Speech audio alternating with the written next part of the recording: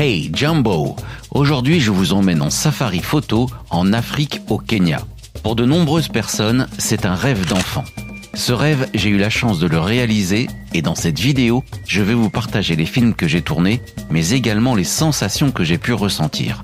Car faire un safari, ce n'est pas un voyage comme les autres. Je suis parti pour 4 jours comme simple touriste, mais je suis revenu avec des images qui ont dépassé mes espérances. C'est une véritable immersion dans la vie quotidienne de la faune sauvage que je vous propose, au milieu de la savane, dans les réserves de Tsavo et Amboseli. Je vais vous montrer bien plus que de simples clichés d'animaux. Vous allez être les témoins de leurs comportements sociaux, de leur façon de se nourrir, mais aussi de leur mode de communication, leurs jeux, leurs gestes d'affection et le respect de la hiérarchie au sein de leur groupe. Je vous promets beaucoup d'émotions dans un environnement où la vie sauvage règne en maître et où chaque rencontre est une leçon d'humilité et de respect envers la nature. Prêt à faire ce voyage avec moi ? C'est parti !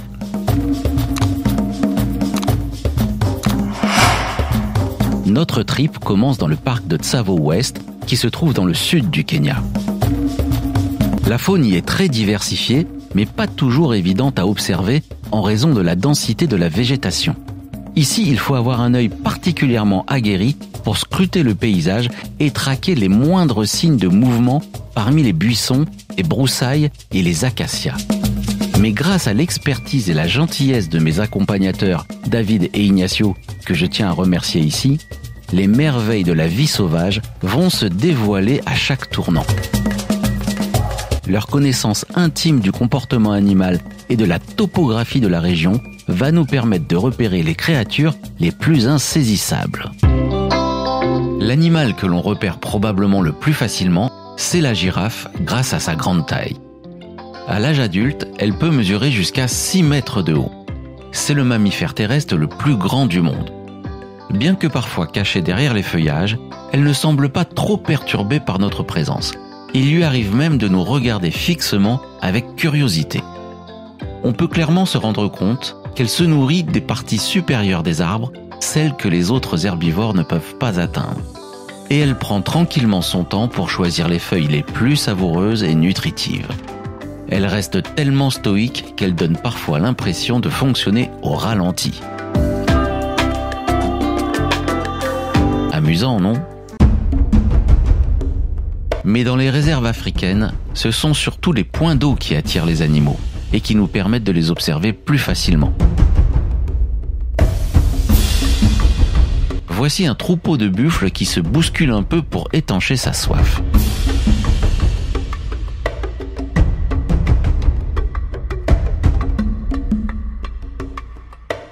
Avez-vous remarqué tous ces oiseaux perchés sur leur tête ?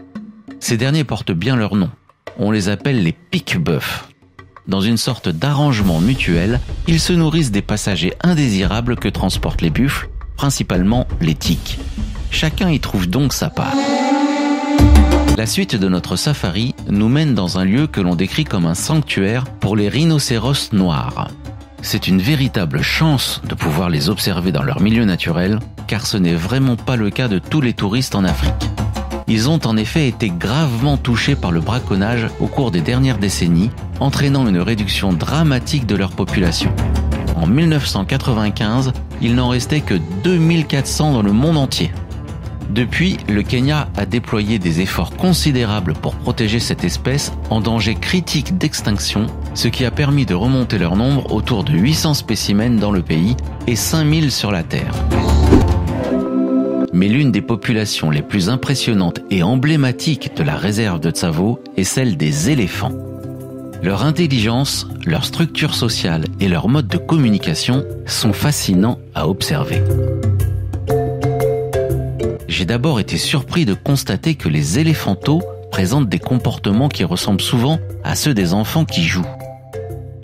Toujours pleins d'énergie et d'exubérance, ils cherchent perpétuellement à explorer leur environnement par eux-mêmes en se distrayant avec tout ce qu'ils trouvent intéressant. Cela stimule leur curiosité et favorise leur développement cognitif.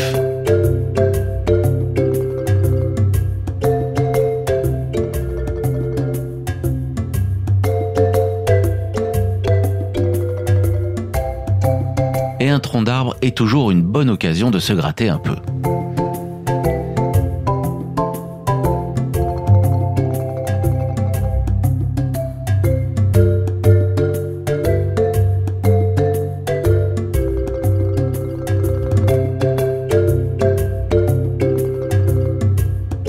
Et parfois, leur jeu spontané tourne quasiment au théâtre.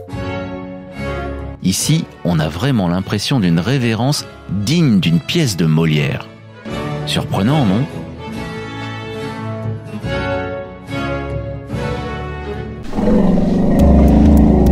Mais j'ai également pu constater que le respect de la hiérarchie chez les éléphants, ça ne plaisante pas.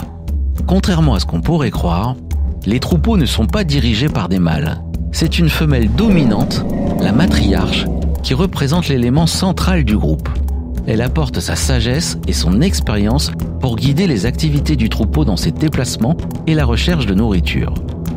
Et quand elle arrive, tout le monde doit céder sa place. Ses vocalises et sa gestuelle ne laissent aucune place au doute. On sait qui commande.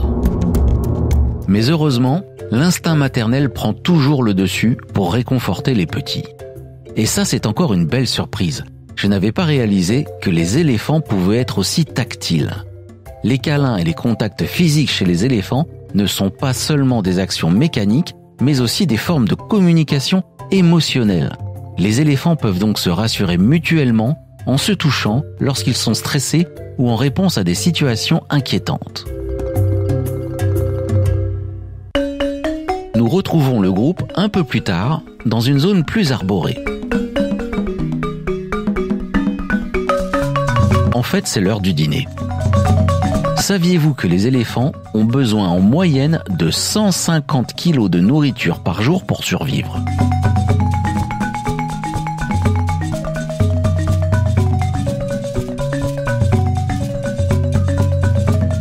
Feuilles, écorces, brindilles, arbustes, buissons, tout est bon à prendre. Mais en raison de leur régime alimentaire herbivore spécifique et de leur taille imposante, ils ont un impact significatif sur leur environnement. En arrachant les branches des arbres ou en déchirant les feuilles avec leur trompe, ils influencent véritablement la structure des écosystèmes.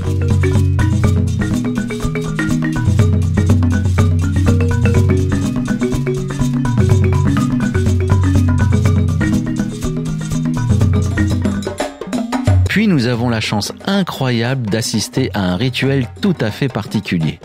Les éléphants ont l'habitude de s'enduire de poussière, de boue ou de saleté. C'est une façon de se protéger de la chaleur et des rayons UV, car leur peau est effectivement sensible aux coups de soleil. En séchant, la boue forme une couche isolante qui permet de réguler leur température corporelle, mais aussi d'éloigner les parasites en obstruant les pores de la peau. Les éléphants s'enduisent souvent en groupe, ce qui renforce leurs liens sociaux. C'est un comportement partagé qui favorise les interactions et le bien-être général. Comme vous pouvez le voir, certains semblent vraiment apprécier cette récréation et s'en donnent à cœur joie.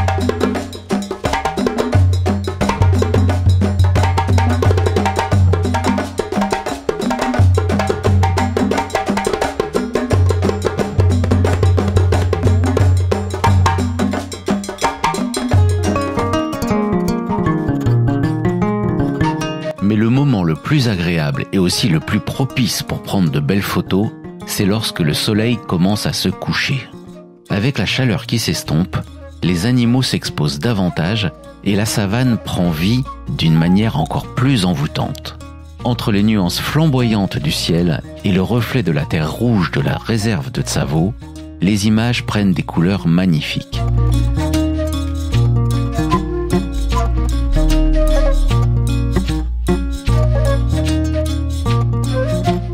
Ce sont des instants suspendus qui nous laissent un peu contemplatifs, il faut bien le reconnaître. N'hésitez pas à me dire ce que vous en pensez en commentaire, je vous laisse apprécier.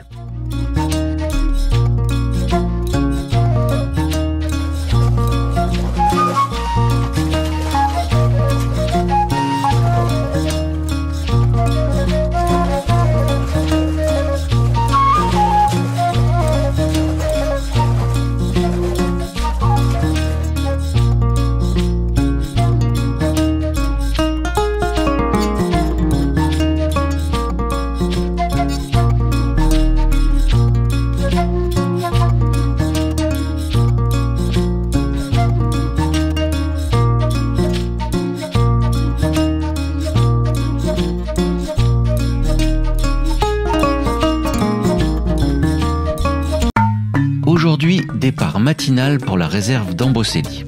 Le trajet est un peu long et éprouvant car il nous faut emprunter une piste de plusieurs dizaines de kilomètres pour la rejoindre. Autant vous dire que ça secoue pas mal et que le confort n'est pas maximal dans ces conditions. À l'arrivée, le décor est sensiblement différent de celui de Tsavo. Ici, la terre n'est plus rouge. Le sol ressemble plutôt à de la poussière blanche. Et quand le vent s'en mêle, cela donne même parfois la sensation étrange d'un paysage apocalyptique avec des colonnes de fumée et une visibilité limitée. Mais heureusement, ces phénomènes ne sont pas permanents et la savane nous permet tout de même d'observer les animaux dans de bonnes conditions la plupart du temps. On pourrait s'imaginer que chaque espèce d'animal a son propre territoire et qu'elles restent groupées entre elles. Mais ce n'est pas toujours le cas, notamment chez les herbivores. Saviez-vous que les gnous et les zèbres sont souvent compagnons de voyage ? Leur association, notamment lors des grandes migrations, est un exemple remarquable de symbiose. En voyageant ensemble, ils tirent parti de leurs capacités respectives pour rester en sécurité et se nourrir. Les gnous forment généralement de grands troupeaux et augmentent les chances de survie contre les prédateurs. Les zèbres, quant à eux, ont une capacité à détecter l'eau et leur présence permet aux gnous de trouver plus facilement des sources pendant leur périple. La migration des gnous est d'ailleurs l'un des phénomènes les plus spectaculaires de la nature. Chaque année, ils se déplacent sur de longues distances à travers l'Afrique de l'Est, principalement dans les régions du Serengeti en Tanzanie et du Masai Mara au Kenya. En juillet, c'est ici que les pâturages sont les plus abondants en raison de la fin de la saison des pluies. Alors profitons du spectacle.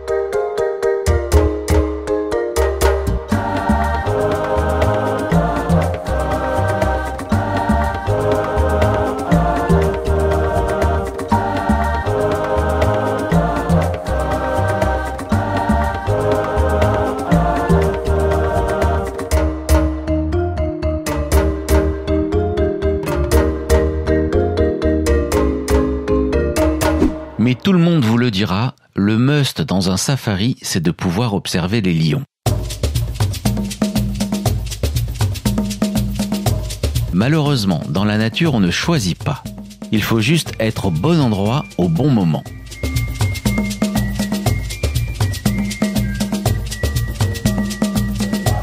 Et par chance, c'est une scène particulièrement émouvante à laquelle nous allons assister.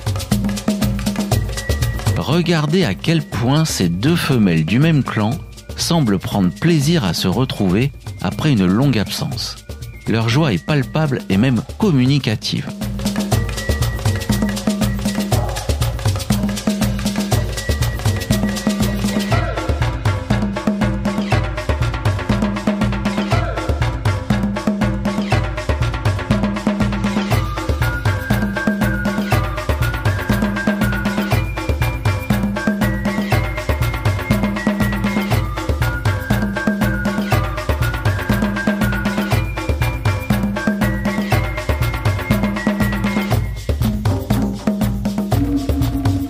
Et leurs petits ne vont pas tarder à les rejoindre. Tout comme des enfants, les lionceaux passent beaucoup de temps à jouer entre eux. Ils peuvent simuler des combats, chasser de petites proies imaginaires et se poursuivre les uns les autres. C'est une phase essentielle pour leur développement physique et social.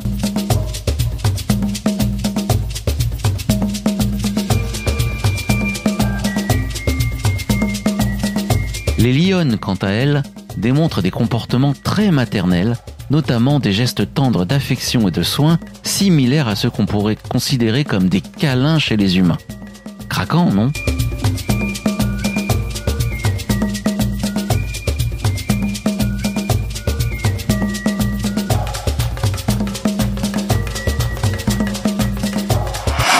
Pour conclure cette vidéo, nous regagnons la réserve de Tsavo, côté est cette fois-ci.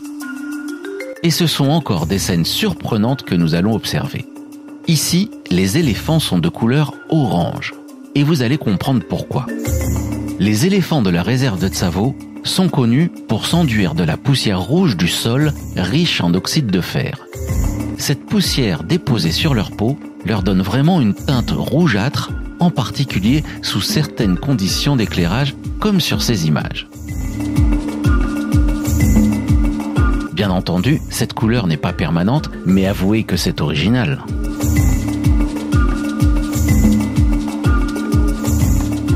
En safari, il n'est pas rare de voir des éléphants traverser les pistes juste devant les véhicules, et c'est une aubaine pour de belles prises de vue.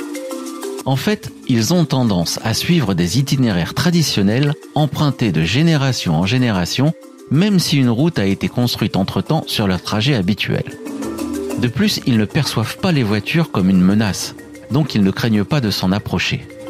Traverser les routes est également une façon de marquer leur territoire en y déposant leur odeur corporelle. Et enfin, les itinéraires jusqu'au point d'eau peuvent parfois croiser des pistes, ce qui implique que les éléphants doivent les franchir régulièrement pour y accéder.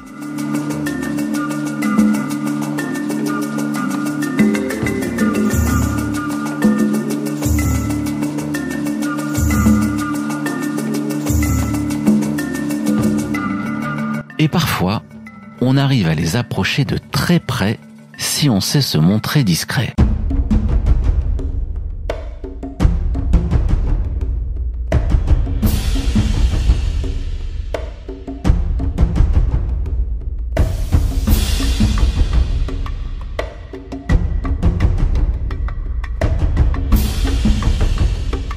Mais je suis sûr que vous vous demandez comment j'ai pu prendre d'aussi gros plans. Alors je vais vous révéler un petit secret sur l'envers du décor.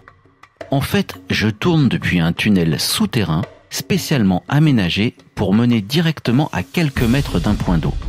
J'ai juste la place de sortir ma caméra à travers une grille de 50 cm de hauteur environ.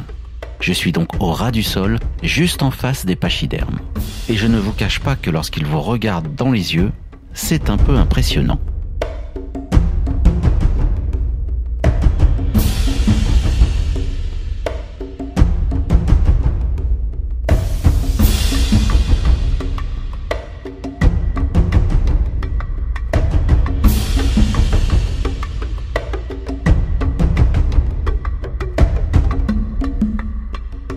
Vous constaterez que chez les éléphants, les petits ne sont pas prioritaires quand il s'agit de se désaltérer.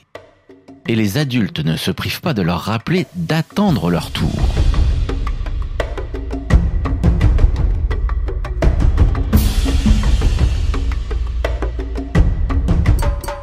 Ce safari touche à sa fin. Si comme moi vous avez été sensible à la magie de ces terres sauvages, à la rencontre avec ces créatures majestueuses et la découverte de leur mode de vie, n'hésitez pas à commenter ce film, à y mettre un like et à le partager. Et n'oubliez pas de vous abonner à la chaîne en activant la cloche pour regarder toutes nos vidéos de voyage à travers le monde. À bientôt pour de nouvelles aventures.